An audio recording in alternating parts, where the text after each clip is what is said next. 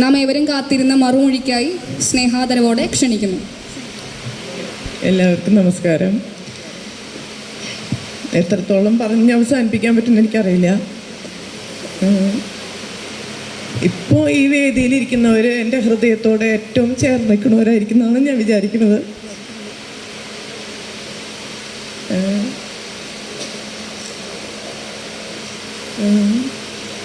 തലയിലൊന്നും വരണില്ലേ?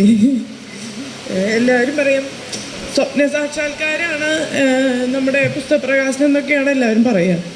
പക്ഷേ എനിക്ക് സ്വപ്നമൊന്നും അല്ലായിരുന്നു. എന്താ വെച്ചാൽ കവിത എഴുതൽ എൻ്റെ ഒരു സ്വപ്നമല്ലായിരുന്നു, പുസ്തകമാക്കൽ എൻ്റെ ഒരു സ്വപ്നമല്ലായിരുന്നു.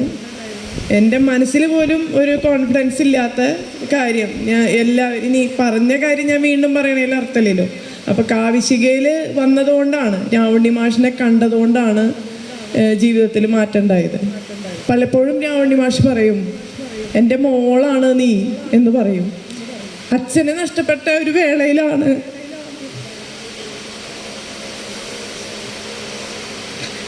ഞാൻ എഴുത്തിലേക്ക് വന്നത്. അപ്പോൾ പിന്നെ എനിക്ക് കിട്ടിയ അച്ഛനായിട്ടാണ് ഞാൻ മാഷിനെ കാണുന്നത്. അപ്പോൾ മാഷാണ് പിന്നെ എന്നെ മോൾഡ് ചെയ്തെടുത്തത്. എന്നെ സംഘാടനത്തിലാണെങ്കിലും അതുപോലെ സാംസ്കാരിക പ്രവർത്തനത്തിലാണെങ്കിലും സാമൂഹ്യ പ്രവർത്തനത്തിലാണെങ്കിലും എഴുത്ത് ജീവിതത്തിലാണെങ്കിലും ഓരോ ഉത്തരവാദിത്തങ്ങൾ തരുമ്പോൾ ഞാൻ വിചാരിക്കും ഇതിപ്പോൾ എങ്ങനെ ഞാൻ ഇത് ചെയ്യും എന്ന് വിചാരിക്കും. നിന്നെ കൊണ്ട് പറ്റും ശ്രീജ പറ്റും. അപ്പോൾ മാഷെ വിളിക്കുക ശ്രീജ എന്നാണ്, എൻ്റെ അമ്മ എന്നെ വിളിക്കുക ശ്രീജ എന്നാണ്, ബാക്കി എല്ലാവരും എന്നെ വിളിക്കുക ശ്രീജ എന്നാണ്. അപ്പോൾ അതിൻ്റെ വ്യത്യാസമുണ്ട്.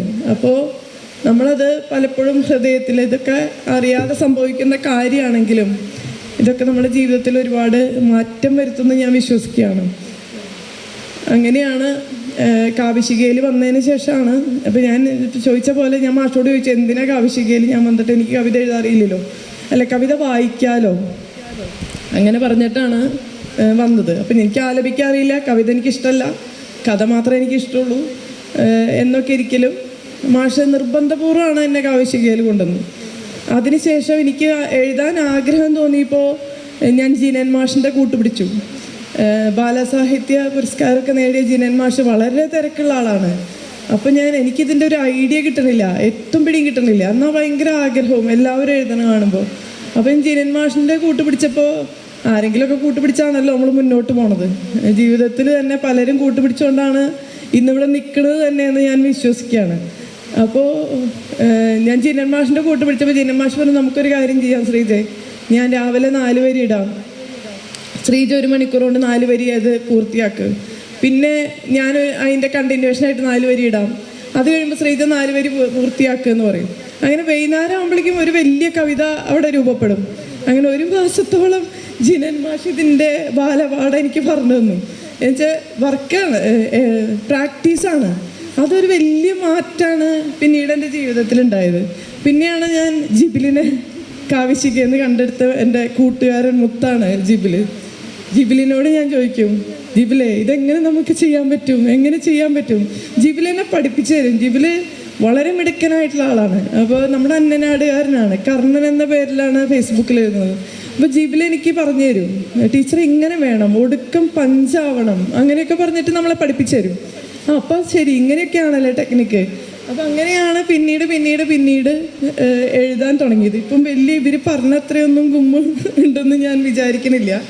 അതേപോലെ പുസ്തകം എഡിറ്റ് ചെയ്യാൻ എന്നോടൊപ്പം ഗീത ടീച്ചർ ഉണ്ടായിരുന്നു, ജിബിലുണ്ടായിരുന്നു. അപ്പോൾ അവരെല്ലാവരും, വർഗീസ് ആൻ്റണി മാഷാണ് കവിത കൊടുത്ത വഴി. വർഗീസ് ആൻ്റണി മാഷ് പറഞ്ഞു, എല്ലാ കവിതയും കിട്ടിക്കഴിഞ്ഞാൽ പെട്ടെന്ന് എനിക്ക് ഒരു പഠനമൊന്നും എഴുതാൻ പറ്റില്ല, പക്ഷേ ശ്രീജയുടെ കവിത കിട്ടിയപ്പോൾ എനിക്ക് പെട്ടെന്ന് എഴുതാൻ പറ്റിയെന്ന് പറഞ്ഞ് 2 ദിവസം കൊണ്ട് വർഗീസ് 1 കൊല്ലമായി ഈ പുസ്തകത്തിൻ്റെ പണിയൊക്കെ തുടങ്ങിയിട്ട്. അതിനിടയ്ക്ക് മോളുടെ കല്യാണം കഴിഞ്ഞു, അങ്ങനത്തെ തിരക്കുകളൊക്കെ ഇതിൻ്റെ ഇടയ്ക്ക് കഴിഞ്ഞു. കല്യാണത്തിനൊക്കെ മുന്നാണ് ഈ പുസ്തകത്തിനുള്ള ഒരുക്കങ്ങൾ ചെയ്തിട്ടുള്ളത്. അപ്പോൾ എങ്ങനെ പലരും കൂട്ടുപിടിച്ചുകൊണ്ട് മാത്രമാണ് സ്വപ്നമല്ലാത്തൊരു കാര്യം ഇന്ന് സാക്ഷാത്കരിക്കപ്പെട്ടത്. അപ്പോൾ ഈ വേദിയിൽ പ്രൗഢഗംഭീരമായ വേദിയായിരുന്നു, ഒരുപാട് ആൾക്കാരുണ്ടായിരുന്നു. ഇവരെല്ലാവരും ഉള്ളത് കൊണ്ടാണ് ഞാൻ ഇന്നിവിടെ നിൽക്കുന്നതെന്നുള്ള ഉറപ്പുള്ളത് കൊണ്ടാണ് ഇത്രയും സമയമെടുത്തിട്ടാണെങ്കിലും ഇത്രയും പേരുടെ സാന്നിധ്യത്തിൽ തന്നെ ഈ പരിപാടി നടത്തണമെന്ന് എൻ്റെ ആഗ്രഹം ഉണ്ടായത്. ഒപ്പം എൻ്റെ കുടുംബാംഗങ്ങൾ, എൻ്റെ കൂട്ടുകാർ, ബിജി ടീച്ചറെ ഞാൻ കാണുന്നുണ്ട്. ബിജി ടീച്ചർ ഇന്നലെ സങ്കടത്തോടെ സ്കൂളിൽ ഓടി വന്നിട്ട് ബിജി ടീച്ചർ പറഞ്ഞു, അത്യാവശ്യമായിട്ട് സ്കൂളിൽ നിന്ന് വീട്ടിൽ നിന്ന് ഒരു പരിപാടിക്ക് പോകണം ശ്രീജയ, ആദ്യ അവസാനം കൂടെന്ന് വെച്ചു. പക്ഷെ പറ്റില്ല, എൻ്റെ നാത്തൂനെ ഞാൻ വിടുന്ന എന്നോട് ബിജി ടീച്ചർ പറഞ്ഞു. ഞാൻ ഇന്ന് നോക്കിയപ്പോൾ 4:30 തൊട്ട് ബിജി ടീച്ചർ ഇവിടെ ഉണ്ട്. എല്ലാവരും പോയിട്ടും ബിജി ടീച്ചർ പോയിട്ടില്ല. അങ്ങനെ സ്നേഹമുള്ളവർ മാത്രം, ഏറ്റവും മനസ്സിനോട് അടുത്ത് നിൽക്കുന്നവരാണ് ഈ നിമിഷത്തിൽ എന്നെ കേൾക്കാൻ ഇവിടെ നിൽക്കുന്നത്. കുറച്ച് പേര് പോയത് വളരെ അത്യാവശ്യം കൊണ്ടാണ്, എനിക്കറിയാം. തലശ്ശേരിയിൽ നിന്ന് വന്നവർ ഇന്നലെ ഞെട്ടിച്ചുകൊണ്ട് കൊയിലാണ്ടിയിൽ നിന്ന് നിഖിലേഷ് വരണ്ടെന്നൊക്കെ പറഞ്ഞപ്പോൾ ഞാൻ ഞെട്ടിപ്പോയി. മനോജ് വള്ളിവട്ടം എത്ര തിരക്കിലേക്ക് ആവശ്യക്കാല പരിപാടിക്കൊന്നും കാണാറില്ല, പക്ഷെ എൻ്റെ പരിപാടിക്ക് ഇവിടെ വന്ന് കണ്ടപ്പോൾ നമുക്കൊരു സന്തോഷമുണ്ട്. അപ്പോൾ അങ്ങനെ എല്ലാവരുടെയും സ്നേഹം അനുഭവിച്ചറിഞ്ഞു. ഞങ്ങളുടെ സുജൻ മാഷിൻ്റെ അളിയൻ, ഞാനിവിടെ രാവണി മാഷ് പറഞ്ഞല്ലോ, ശ്രീജിക്ക് 100 കണ്ണാണ്, എല്ലാം കാണും, എല്ലാം ഒപ്പിയെടുത്തിട്ട് മാഷോട് ഇങ്ങനെ പറഞ്ഞു കൊടുക്കുന്ന ആളാണ്. അത് ശരിയല്ല, അത് ശരിയല്ല, ഇത് ശരിയല്ല, ഒരു എന്താ പറയുക, ഒരു ക്യാമറ കണ്ണാണെന്നാണ് മാഷിൻ്റെ ഒരു നിഗമനം. അപ്പം ഞാൻ കാണുന്നുണ്ട്, ഞങ്ങളുടെ സുജൻ മാഷിൻ്റെ അളിയനെ കാണുന്നുണ്ട്. അവരൊക്കെ സ്നേഹം കൊണ്ടാണ് ഈ നിമിഷത്തിലൂടെ ഇരിക്കുന്നത്. സുജൻ മാഷിന് നഷ്ടപ്പെട്ട ഇപ്പോൾ ഞങ്ങൾക്ക് കിട്ടിയത് സുജൻ മാഷിൻ്റെ ഒരു കുടുംബത്തെ തന്നെയാണ് ഞങ്ങൾക്ക് കിട്ടിയത്. ഞങ്ങളുടെ കൂടെ ഉണ്ടായ ഒരു എഴുത്തുകാരനായിരുന്നു. അങ്ങനെ ഒരുപാട് പേര് ഞാൻ എന്നെ കാണുന്നുണ്ട്, എല്ലാവരും കാണുന്നുണ്ട്, പേരെടുത്ത് പറയില്ല എന്നേ ഉള്ളൂ. എല്ലാവരോടുള്ള സ്നേഹവും കടപ്പാടും അറിയിക്കുന്നു. ജീവിതത്തിൽ ഏറ്റവും വലിയ പ്രതിസന്ധി കൂടെ കടന്നു പോകുമ്പോഴാണ് നമ്മുടെ മനസ്സിൽ പുതിയ ചിന്തകൾ വളരുള്ളൂ എന്ന് ഞാൻ ഉറപ്പിച്ച് വിശ്വസിക്കുന്ന ആളാണ്. ഏറ്റവും പ്രതിസന്ധി കൂടെ കടന്നു പോകുമ്പോൾ ഏറ്റവും നന്നായിട്ട് നമുക്ക് പുതിയ കാര്യങ്ങളിലേക്കൊരു ഇത് കിട്ടും. അപ്പോൾ ഞാൻ പറഞ്ഞല്ലോ, ഞാൻ എൻ്റെ അച്ഛനെ നഷ്ടപ്പെടാൻ വേണ്ടിയിട്ട് ഒരു കൊല്ലത്തോളം ഞാൻ ഹോസ്പിറ്റലായിട്ട് മല്ലടിച്ച് നടന്നു. അപ്പോൾ ഒരുപാട് സമയമുണ്ട് എനിക്ക്. പക്ഷേ എൻ്റെ ഉള്ളിലുള്ള പ്രശ്നങ്ങൾ, അത്രയുള്ള പ്രശ്നങ്ങൾ നമ്മൾ പുറത്തറിയിക്കാൻ പറ്റാത്തപ്പോഴാണ് ഹോസ്പിറ്റലാണ് എന്നെ എഴുത്ത് ജീവിതത്തിലേക്ക് കൊണ്ടുവരാനുണ്ടായ ഒരു വലിയ ഘടകം അപ്പോളോ ഹോസ്പിറ്റലാണ്. അപ്പോളോ ഹോസ്പിറ്റലിൻ്റെ വരാന്തകളിൽ ഒറ്റയ്ക്ക് ഇരുന്ന ദിവസങ്ങളിൽ ഒരുപാട് കാര്യങ്ങൾ ചിന്തിച്ചതിൻ്റെ ഫലമായിട്ടാണ് ആദ്യമൊക്കെ എഴുതി തുടങ്ങിയത്. സുധൻ ചേട്ടനാണ് ആദ്യമൊക്കെ എഴുതിയത് വായിച്ച് കറക്റ്റ് ചെയ്ത് തരാറ്. ആ സമയത്ത് ഒരുപാട് കൂട്ടുകാരുണ്ടായി. ഞാൻ ഏറെ ദീർഘിപ്പിക്കുന്നില്ല. എല്ലാവരോടും, പ്രത്യേകിച്ച് SPCS അവസാനം കവിതാ പുസ്തകമാക്കണമെന്നൊന്നും എനിക്ക് അത്ര ധാരണയില്ല. കുറച്ച് കവിത മാഷ്ക്ക് അയച്ചു കൊടുത്തു. മാഷ് അതപ്പം തന്നെ SPCSന് അയച്ചു കൊടുത്തു. ഞാനത് അറിഞ്ഞില്ല. ഈ പോസ്റ്ററൊക്കെ 80 പുസ്തകം ഇറക്കുന്നുണ്ടെന്നൊക്കെ അറിഞ്ഞെങ്കിലും അതിലേക്കൊന്നും നമ്മുടെ പുസ്തകം എത്തിപ്പെടുന്നു വിചാരിച്ചില്ല. അപ്പോഴും എൻ്റെ മനസ്സിലൊരു ടെൻഷൻ, അയ്യോ ഇനി മാഷ്ക്കത് മോശക്കേടാവോ.